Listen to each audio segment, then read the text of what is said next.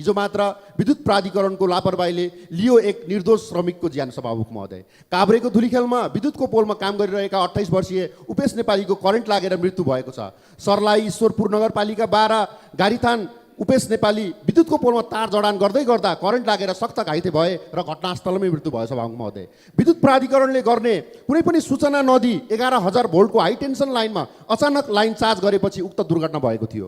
धुलीखेल नगरपालिका 7 जिल्ला प्रशासन कार्यालय अगाडिको पोलमा काम गरिरहेका उपेशलाई सोही कार्यालयका प्राधिकरणकै तर्फबाट खटाइएको थियो, तर सुरक्षा उपायको पुरै अवहेलना भएको छ, उनको ज्यान लिएको छ। सभामुख महोदय, जिल्ला प्रहरी कार्यालय काभ्रेका सूचना अधिकारीका अनुसार उपेश पोलमा चढेर तार जडान गरिरहँदा अचानक करेन्ट लागेर लड्न पुगेका थिए। यस्तो घटनाले हामीलाई प्रश्न गर्न बाध्य बनाउँछ। सभामुख महोदय, प्राधिकरणको जिम्मेवारी के हो? श्रमिकको सुरक्षाको प्रतिबद्धि कसले गर्ने? श्रमको सम्मान र सुरक्षाको प्रतिबद्धीको माग गर्दछौँ। उपेश नेपालीको परिवार आज शोकमा डुबेको छ, तर यस घटनाले सत्य तथ्य छानबिन होस्, दोषीलाई कारबाही होस् र परिवारलाई उचित क्षतिपूर्ति र राहत दिइयोस्। साथै आगामी दिनमा यस्ता घटनाहरू दोहोरिन नदिन विद्युत प्राधिकरणले स्पष्ट सुरक्षा मापदण्ड निर्माण गरी कडाइका साथ लागू गरोस्। उपेश नेपालीप्रति हार्दिक श्रद्धाञ्जली अर्पण गर्दै सम्पूर्ण श्रमिक समुदायको सुरक्षाको लागि हामी गम्भीरतापूर्वक आवाज उठाउँछौँ। धन्यवाद।